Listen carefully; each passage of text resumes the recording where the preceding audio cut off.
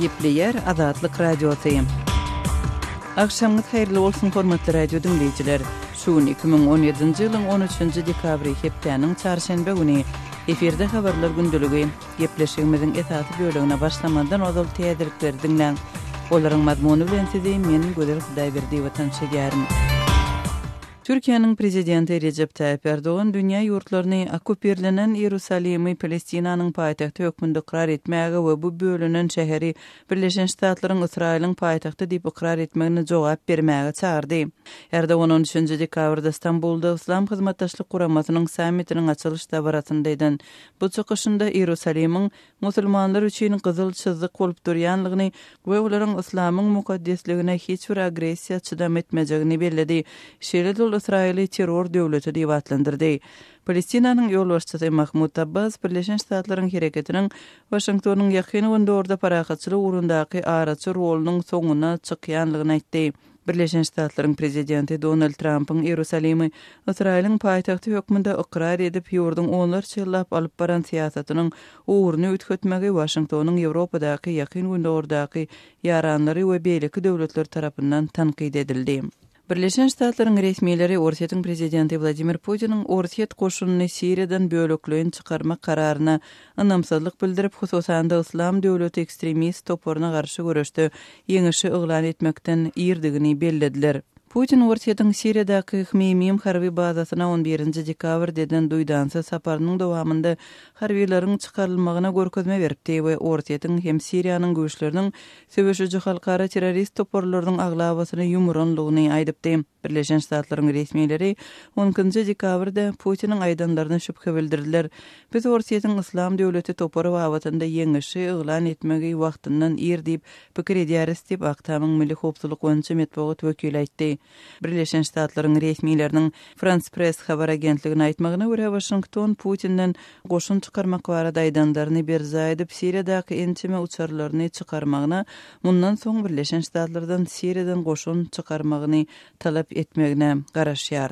Kabuldan gowuşan maglumatlary görä Awganistanyň howpsuzlyk güýçleri 4 sany mugallimy tutsak edipdir we Birleşen Ştatlarda ýaşaýan dinçi Fethullah Gülen bilen ildeşikli bolmakda guman edilýän mekteplere reýt geçiripdir.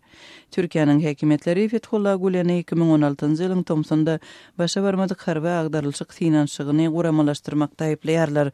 Howpsuzlyk güýçleri 10-njy dekabrda gyzlaryň ýokary mektebine işe barýan bir Awgan we 3 sany türk mugallymyny tutsak etdi diýip Awgan Türk mektebini dolandyrýan hökümete tegişli bolmadyk bilim guramasynyň başlygy Human Erdoğan aýtdy. Awganistanyň Aňtaw agentligi Howpsuzlyk boýunça milli müdirligiň agdalary diýip özlerini tanadan resmiýetleriň ýa-ni ýene bir mugallymy gözläp mektebe baranlygyny habar berdi. Awgan resmiýetleri okuwçylaryň hem olaryň enatalarynyň arasynda dowul döreden bu reýdi we tutha tutlugy destinä kommenterlemediler. Okuwçylar howpsuzlyk güýçleriniň gyzlaryň umumy ýaşaýyş çaýyna girenligini aýtdylar.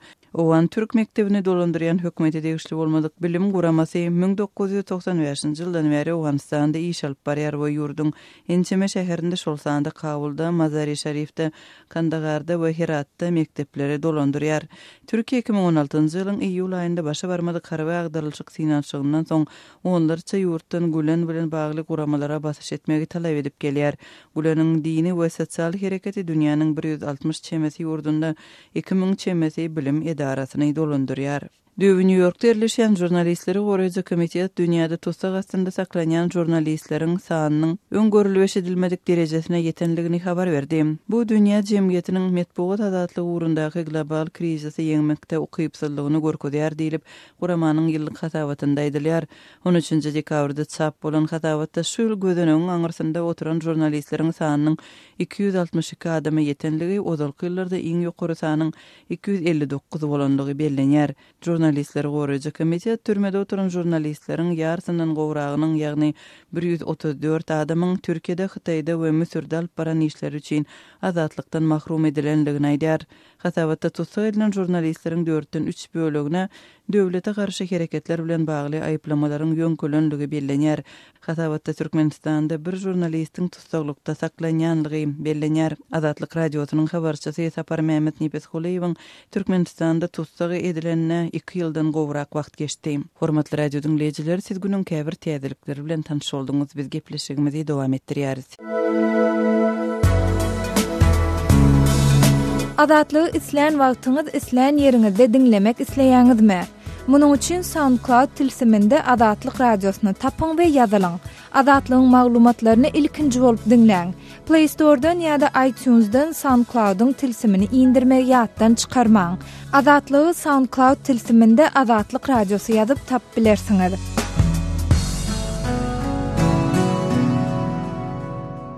Gepleýär Azatlyk radiosu. Öňüňizde saglyk hormatly dinleýijiler, eferde habarlar günneligi bilen men ýoksan Nurwan. Viza kampaniýasy Azatlygyň soraglaryna ýazmaça jogap berip Türkmen banklarynyň halkara töleg sistemasynyň öňüne bergesiniň bardygy hakynda habarlar retetdi. Azatlyk radiosu mundan Türkmenistanyň maliýe idaralaryna çeşmelere salgylanyp 30 milyon dolar çemesi berge edilenini we Vizanyň Türkmen banklary tarapyndan berilen kartlara hyzmat etmegini togtadan onu habar beripdi. Viza Türkmen kartlaryna hyzmat etmegini kesenligini ýalana çykarandan soň çeşmeler transaksiýalaryň Viza kampaniýasy tarapyndan däli eýsem Türkmenistanyň daşary ykdysady iş bankynyň ýanyna Viza kartlary boýunça amallary dolandyrýan merkez tarapyndan togtadylaryny anyklaşdyrdylar. Ýöne Azatlygyň ähli çeşmeler şol sanyny hökümetdäki kemerler ýagdaý ýakyndan bilmek bilen diňe Vizanyň däl beýleki daşary ýurt kampaniýalarynyň öňünde hem ägirdul bergileriň bardygyny tasdiklamaklaryny dowam etdirýärler. Viza kampaniýasynyň gyda we günürtügün Nowar Ýewropa ýurtlary boýunça korporativ aragatnaş bölüminiň direktori Anne Serdiuk 10-njy dekabrda beren ýazmaça jogabyna şeýle diýär. Viza Türkmen banklarynyň kampaniýanyň öňünde bergileriniň ýokdugyny tasdik edýär. Kampaniýanyň gatnaşçy banklar üçin düzgünne laýyklykda we tutuş töleg ekosistemasynyň şol sanyny kart eýleriniň, banklaryň we söwda hyzmat kärhanalarynyň howpsuzlygyny üpçün etmek maksady bilen Viza ähtiýaçlanýan depozitler mehanizmini ulanýar. Ähtiýaçlanýan depozitler banklaryň borçlary boýunça özara hasaplaşyň amala aşyrylmagyna kepillik bolup durýar. Türkmenistanyň banklarynyň ähli ähtiýaçlanýan depozitler häzirki wagtda üpçün edilenip bankyň wekili aýdýar. Azatlyk radiosu 8-nji dekabrda Vizanyň wekili bilen söhbetdeş bolanyny Türkmenistanyň bergisi hemde problemalar barada habar çykaly bäri Türkmen töleg kartlary boýunça transaksiýalaryň möçberi barada hem sorady. Emma Sertiuk bu soraga jogap berip kartlar boýunça pul dolanşyklarynyň konfidensiýal maglumat bolup durýanyny we ýurtlar derejesinde jemgyýetçilige aýan edilmäge degişli därligini aýtdy. Azatlyk radiosu Vizanyň bu beýanatyny alandan soň Türkmen häkimetleriniň diňe Vizanyň däl, eýsem Mastercard we Swift ýaly beýleki halkara kampaniýalarynyň öňünde hem köp milyon dolar bergisi bar diýip aýak depýän çeşmeler bilen gaýtadan habarlaşdy. Bu ýagdaý bilen gönlüň bagly ministrlikleriň birine çeşme 10-njy dekabrda Azatlyk bilen özara söhbetdeşlikde Türkmen banklarynyň Viza töleg sistemasynyň öňündäki bergisiniň adyndan 30 milyon dolarlygyny aýdyp öz diýenine tutdy. Daşary ykdysady iş banky 1,5 aý çemesi odal Vizadan bergini üzmek barada duýdurşarly. Şonu berginiň möçberi 30 milyon dolardy. Şeýle-de Viza bank amallaryna girilen çäklendirmeleriň aýrylmagyny talep etdi. Ýagny bu hil çäklendirmeleriň şertnamada gödöňünde tutulmanlygyny delil edildi. Olar, ýagny Viza şertnamanyň bozulup bilinjekdigini aýdyp gaýbat atdylar. Biraz wagtdan soň Swift sistemasy hem berginiň ödülmegini talep etdi. Şol günler daşary ykdysady iş banky ähli idaralary bank töleg kartlary boýunça amallaryň çäklendirilip bilinjektigi hakynda habar ýertip Azatlygyň ýagdaýdan gowy habarly çeşmesi tasdikleýär. Onun sözlerine göre Türkmenistanyň halkara maliýe guramalaryny bergisi Abbasanyň 300 milyon dolar möçberine hem yetip biler. Azatlyk bu maglumaty başga çeşmeler arkaly tasdiklap bilmedi. Şol ruhatda Türkmenistanyň daşary ykdysady iş bankyna ýakyn çeşme Türkmen maliýe guramalarynyň Vizadan köp milyonluk bergi barada duýduruş alanlygyny tasdik edýär. 2 aý çemesi odal oktýabryň başynda daşary ykdysady iş banky Vizadan duýduruş aldy. Şonuna bergi 34 milyon dolarlara barabardy. Viza internet töleg sistemasyna girilen etiğin ayrılmagyny hem talep etdi ýogsa şertnamanyň bozulup bilinjekdigini aýdyp haýbat atdy. Elbetde wiza türkmen wagtlaryny ýitirmek islemeýär ýöne ýagdaý agyr diýip Türkmenistanyň daşaryk iqtisady iş bankyna ýakyn çeşme tasdiklady. Şeýledil wizadaky türkmen kartlaryny daşaryk iqtisady iş bankyna wiza kartlary boýunça dolanýyş merkeziniň petiklendigini tasdik etdi. Wizanyň wekili Anna Serdiuk adatlygyň soragyna iýberen ýazmaça jogabynda tölew kartlarynyň Türkmenistan tarapyndan petiklenen bolmagynyň ähtimallygyny aradan aýyrmady.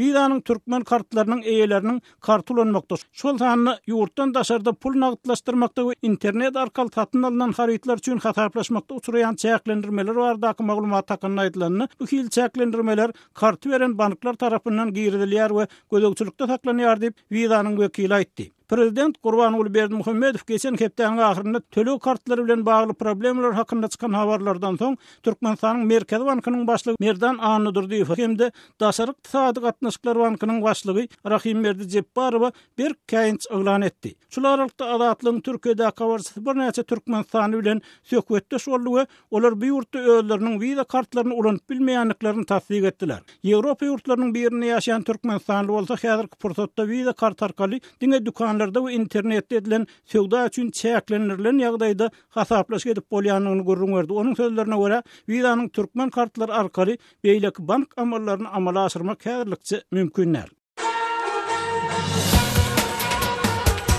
Öz sebetiňizde bolýan wakalar barada adatlyga maglumat bermek isleseňiz, bize hat ýollaň. Metbuat email belgisi gmail.com. Siz suratlaryňyzy we videolaryňyzy hem ýollap bilersiňiz. Adatlyk siziň şahsiýetiňizi gizlenlikde saklar. Siz bolan wakalar barada maglumat beriň. Biz hem habar bereriz. Metbuat email belgisi gmail.com. Gepleýär Adatlyk Radiosy. Hormatly dinleýijiler, habarlar gündeligimizi dowam etdirýäris. Eferde siz bilen men Hudaýberdi Hally. Jurnalistler gorumak baradaky komitet öz iş sebäpli tutsuk edilen jurnalistleriň sany ýylyna inni 2-nji ýyl tarihde iň ýokary derejesine ýetdi diýär. Düýbi New Yorkda ýerleşýän gurumanyň 13-nji dekabrda ýaýradan beýanatyny Birleşen Ştatlar we beýleki günwatar ýurtlary metbuat adatlygyny hukukdurjy ýagdaýy gowlandyrmak üçin dünýäniň jurnalistleri iň köp tutsuk edýän ýurtlar bolan Türkiýe, Hytaýy we Misri basyş etmekde şowsuz bolanlygy aýdylýar. Şu ýylyň 1-nji dekabryna çenli dünýäde gözeneklerin aňyrsyna saklanýan jurnalistleriň sany täze rekord derejesine ýetip 260 barabar boldy diýip hasabatda bellenýär. Raportda tutsuk edilen jurnalistleriň arasynda Adatlyk Radiosynyň türkmen gullugynyň habarçysy Sapar Mehmet Nepesguliýewiň ady bar.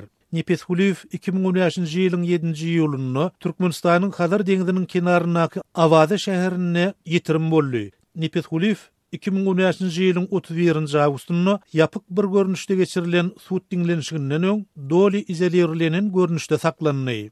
Türkmen suudy ony beýkanun neşe gaçykçylygy aýplamasy boýunça günäli tapyp 3 ýyl türme tutuklugyna hökm etdi. Halkara hukuk goraýjy toparlaryň ençemesi Nepesguliýew ýönkülýän günäleriň onuň jurnalistik işi bilen aralmak maksady bilen toslanyp düzülendigini aýdýarlar. 2013-nji ýylyň dekabr aýynda Birleşen Milletler Guramasynyň edenetdilikli tutsuk edilmelere garşy topary Nepesguliýewiň tutsuklugyny edenetdilikli diýip eglan etdi. Jurnalistler gorumak baradaky komitetiň täze hasabatyna aýdylmagyna görä, Türkiýe özüniň media azatlygyna basyş etmegi dowam etdirýän mahaly ýurt tutsuk edilen jurnalistleriň sany boýunça dünýäde 1-nji orunda ýerleşdirilýär. Bu ýurtda 73 jurnalist tutsuklukda saklanýar. Hytaý 41 jurnalist we Misir 20 jurnalist tutsuk eden jurnalistleriň sany boýunça 2-nji we 3-nji orunlarda ýerleşdirildi. Adalatly jemgyýetde jurnalist öz işi ýa-da tanqidi maglumat taýýarlany üçin hiç wagt türme basylmaly däl. Emma häzir 162 jurnalist türmede otur. Jurnalistleriň tapgyr 2-nji ýyl rekord derejede türmede oturmagy utanç. Makala çap edenlik üçin jurnalistler tutsuk edýän ýurtlar halkara kanunlaryny bozýarlar we olar munyň üçin jogapkärçilige çekilmeli. Bu ýerde fakt halkara jemgyýetçiligine wekilçilik edýän hökümetler halkara jemgyýetçiliginiň şowsuzlygyna sebäp bolanlygy üçin hiç bir tölew tölemeýärler diýip Agzalyan komitetiň ýerine ýetiriji direktory Joel Simon aýdýar. Hasabatda jurnalistlerin 194 sanysynyň ýa-da dünýäde tutsaglykda saklanyň jurnalistlerin 74%-iniň takyk bolmadyk terror kanunlary esasyna hökümete garşy aýplamalar bilen türme basylandygy bellenilýär. 2017-nji ýylda tutsak edilen jurnalistleriň sany boýunça iň öňdäki orunlarda ýerleşdirilýän ýurtlaryň kataryna Fransiýa 15 jurnalist, Azerbaýjan 10 jurnalist, Vietnam 10 jurnalist bar. Merkezi Aziya ýurtlar boýunça Özbegistanda 4, Kyrgyzstanyny 1 we Gazagystanyny 2 jurnalist tutsaglykda saklanýar diýilip hasabatda aýdylýar.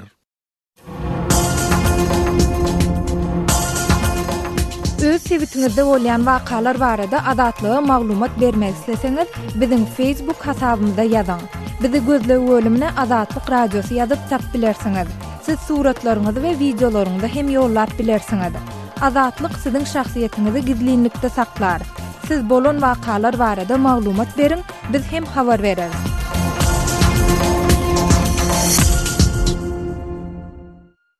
Gepleýär Adatlyk Radiosu. Habarlar günneligimizi dowam etdirýär. Türkmenistanyň paýtagtynda ýene-de towuk ýumurtgasynyň gytçylygy başlandy we bu gytçylyk prezident Gurbanuly Berdimuhammedowyň ýurtda ady howpsuzlygyny üpçün etmek üçin döwlet komissiýasyny döredän wagtyna gabat geldi. Bellemeli ýeri prezident bu komissiýany ýurdun regionlaryna un gytçylygynyň başlananlygy barada habarlaryň ýa-da nöretdi.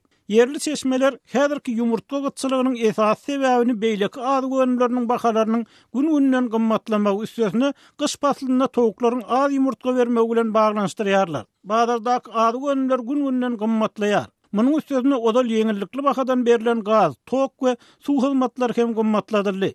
Netijede adamlar mektebe gitjek çağalaryna bolmanyny bir ýumurtga çakyp berjek bolýarlar. Sebäbi ýumurtga olar üçin iňeli ýeterli adyga öwürli diýip Aşgabatly ýaşaýjylaryň biri anonim şertde pikirini aýtdy. Bazardan et satyn alanyňdan ýa-da bahasy galyp barýan kartoşka satyn alanyňdan ýumurtga satyn alanyň dogrudanam amatly diýip bu pikiri ýene bir Aşgabatly tassyk etdi. Adatlygyň dürli çeşmeleriniň tassyklamagyna görä ýumurtga gytçylygy soňky bir hepdäniň dowamynda has ýet duýulýar we bu ýagdaý ýumurtga narhlarynyň birden ýokary galmagyna alyp geldi. Mysal üçin bundan 2 hepdeçe mes odal bazarlarda bir ýumurtkanyň bahasy 33 teňge diýen ýazgylar görmek bolýardy. Emma şol 33 teňgelik ýumurtkalar satylanyna 40 teňgeden satylýardy. Indi ol 40 teňgeden satylan adat towuk ýumurtkalaryny 60-65 teňgeden satýarlar. Şeýle de yerli çeşmeler adat towuk ýumurtkalaryndan kiçi. Edil şu wagt ýumurtka berip başlan tomusky jüýjelerden alynan ýumurtkalaryň hem her biriniň 50-55 teňgeden satylýanyny habar berýärler.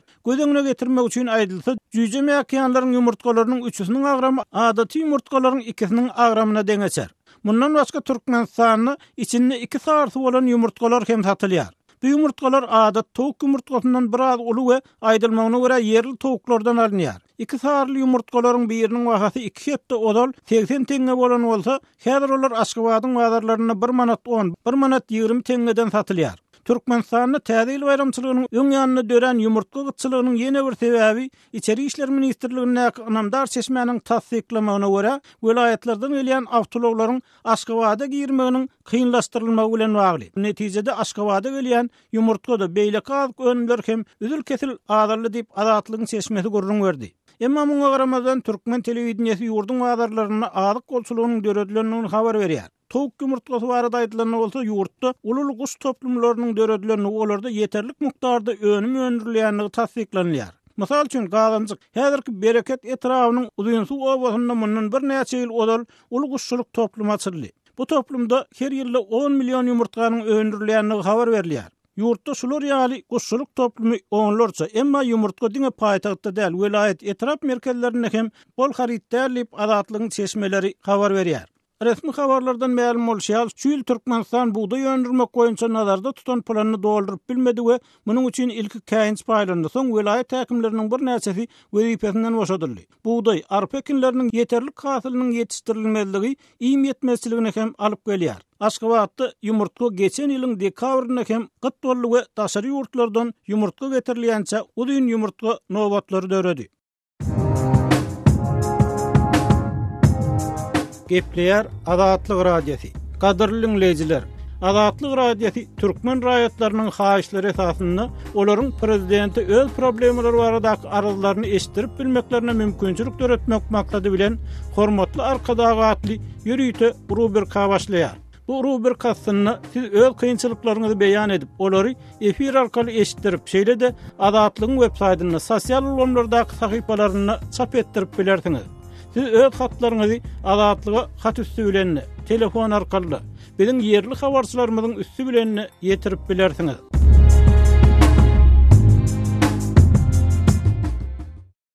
Gepleýär Adatlyk radiosu. Habarlar günneligi gepleşiginde men Sehra dowam etdirýärin. Türkmenistanyň döwlet idare kärhanalarynyň ähli işgärleri saglyk ähtiýaçlandyryş depderçesini açmaga mejbur edilýär. Belep geçdik bu waka ýurtda saglyk ähtiýaçlandyryş tölegleriniň 50% ýokarlandyrylmagydan 1,5 ay çemesi wagt soňa gawat geldi. Adatlygyň bir-birinden garaşdyr 2 ýerli çeşmesiniň tasdiklamagyna görä, ozal büdjet işgärleri saglyk ähtiýaçlandyryş depderçesini açdyrman bilýärdiler. Ýöne indi bir hepde goly wagt bäri döwlet idare kärhanalarynyň ýolbaşçylary işgärleri saglyk ähtiýaçlandyryş depderçesini açmaga mejbur edýärler. Eger döwlet büdjet idarasynda işleýän bolsa bir ýerde sen haýsy wezifany eýleýärliň hakynda gurrun ýok. Ýylyňda aýak bolmagyny ortaga gap bilen bir 20 günden aýagyny galyna eýende şol suratlaryny getirmegi talap edýärler. 2 sany surat, şol suratlary eltip bermeli bolteriýa, şol idaraň bolteriýasyna da saglygy ähtiýaçlandyryş pasportyny açmak üçin gerekli dokumentler berip şol ýyl çalşýansa almaly şu aýlyň 3%-ni hökmän töläp eger idarada işlejek bolsaň onu şol şeýle edämeli. Dip aşavatda ýaşaýan Sinçi Amanrat Bugayew büdjet işgärleriniň ençemesine salgylanyp gurrun berdi. Mundan başga ol öň pensiýa ýaşyna ýeten büdjet işgärleriniň ýurdun pensiýa fondunyň üstü bilen özlerine saglyk ähtiýaçlandyryş depderçesini açdyrandygyny, indi olaryň bu depderçeleriniň hasap edilmejekdigini hem sözüniň üstüne goşdy. Inni täzeýiller maslap eger pensioner işleýän bolsa, işleýän ýerinden beýleki işgärler bilen destek derejede özüne saglyk ähtiýaçlandyryş pasportyny açdyrmaly, hem de aýlygynyň aýyny 3%-ni tölemeli. Dip Bugayew aýtdy. Adatlygyň ýagdaýdan habarly ýene bir çeşmesiniň aýtmagyna görä, türkmen resmiýetleri bu çäräniň sebäplerini hormatly prezidenti goldamak bilen düşündirýärler. Ýöne munyň nähili goldawdy we näme sebäpden amala aşyrylýandygy barada jekmejek maglumat bermeýärler. Belep geçdik büdjet işgärlerinden edilýän bu täze talap ýurtda 1 noýabrdan başlap saglyk ähtiýaçlandyryş tölegleriniň 50% ýokarlandyrylmagynyň ýa-da gawat geldi. Mundan ozal saglyk ähtiýaçlandyryş tölegleri üçin büdjet işgärleriniň aýlyklarynyň 2%-i saklanan bolsa bu tutum 3%-e barabar edildi. Döwlet idare kärhanalarynda işlemeýän raýatlaryň saglyk ähtiýaçlandyryş tölegleri bolsa 15 manatdan 20 manat 50 teňe ýokarlandyryldy. Ýeri gelende bellesek Türkmenistanda büdjet işgärlerinden öz islegine garamazdan aýlyklarynyň saklanýan başga da tölegler ýa-da tutumlar bar. Döwlet işgärleri käbir beýleki tölegler bilen bir hatarda her ay öz aýlygynyň 1%-ni kärdeşler birleşigine geçirmeli. Ýylda ortaça 200 manady gazet jurnallara abuna ýadyşlygy tölemeli. Ýylda 124 manady şäheri awadanlaşdyrmak çäresi üçin tölemeli bolýarlar. Galybersede dünýäde energiýa serişdeleriniň bahasynyň aşaklamagy netijesinde Türkmenistanyň öz garaşdyrlygyna eýe bolan we iň agyr ykdysady krizisi başdan geçirýändigi aýdylýan döwürde 1 noýabrdan başlap ýurtda ilaty 25 ýyla golay wagt bäri mut berilýän hyzmatlar tölegledildi. Jemgyýetçilik awtobus gatnawlarynyň tölegleri 30 teňeden 50 teňe, çağlar baglarynyň tölegleri 8 manatdan 80 manada ýokarlandyryldy. Munyň bilen bir wagtda ýurdun döwleti değişli idare kärhanalarynda işgärleriň sanynyň kemeldiljektigi ma'lum edilip, işgärleriň aýlyklarynyň öz wagtynda berilmediligi ýaly wakalar hem ýygy-ýygydan gaýtalanýar. Şeýle-de ýurtda un, şeker we ösümlik ýagy ýaly käbir günüwirin ulanylýan haritlaryň gyçylygy hem dowam edýär. Adatlygy line ulgamynda Osmok 420 773 797 383 telefon belgisi arkaly tapyp bilersiňiz. Biziň bilen habarlaşyp maglumatlary, suratlary we videolary ugradyň. Şahsiýetiniz dogry gizlilikde saklanar. Osmok 420 773 797 383.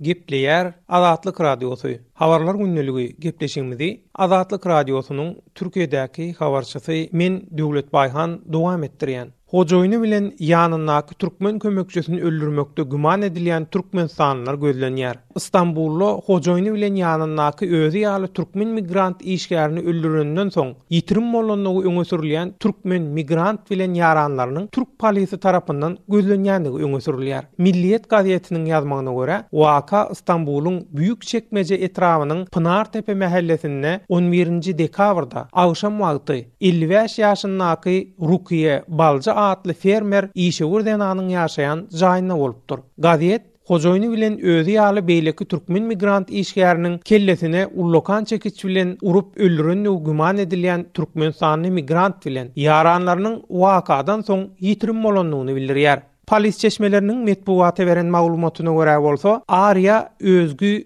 dün akşam ejesine jang edip, alryp bilmän soň aladalanyp, onuň fermasynda ýaşaýan jaýyna gidipdir. Daşardan gıýgyran gıýzy jogap gelmän soň özündäki açar bilen gapyny açyp içeri giren mahaly ejesi Rukiye Balja bilen ýanyndaky kömekçisi türkmen migrantyň öz otoglaryna aýratynlykda öldürilendigini görüpdir we uly ýyly bilen gıýgyryp goňşularyny kömege çagyrypdyr. Goňşularynyň habar bermegi bilen wakanyň bolan ýerine köp sanly polis bilen tiz kömek işgärleri gelipdir. Wakanyň bolan ýerine gelen hekimler öýdäki iki adamyň aradan çykanlygyny anyklapdyr. Türk telekanallaryna waka barasynda interwiu beren öldürilen aýalyň gyzy Arya Özgü, "Katillerin kim olduğuna dair bir fikrim var. Kim olduğunu biliyoruz zaten. Şu an kaçıyor mu?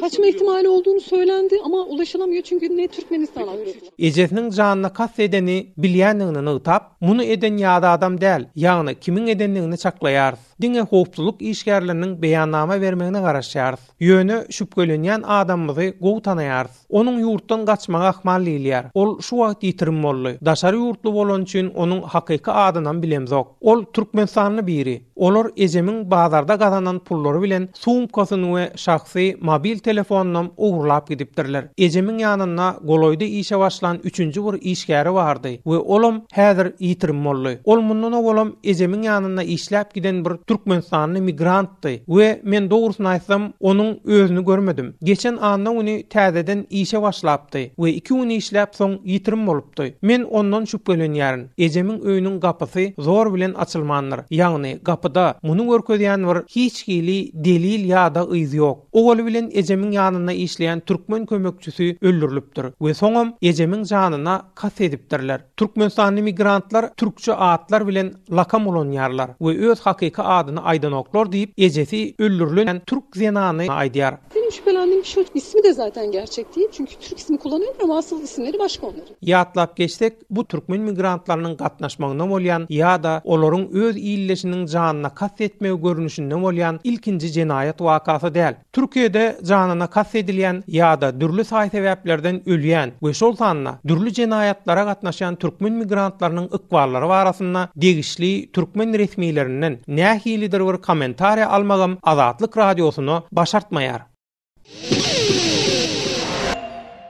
Gepleýär Azatlyk radiosu. Habarlar gündüligi Maksat Ataýew bilen dowam edýär. Türkiýe dünýä Günnur Ýerusalimi Palestinanyň paýtagty diýip ikrar etmeli diýär. Musulman milletler bütün dünýä Günnur Ýerusalimi Palestinanyň paýtagty hökmüni ikrar etmek üçin basyş etmeli diýip, Türkiýe Abaşanyň bu şäheri Israýlyň paýtagty diýip ikrar etmegine jogap hökmüni çarşanba güni başlanan Islam samitine çağırış etdi.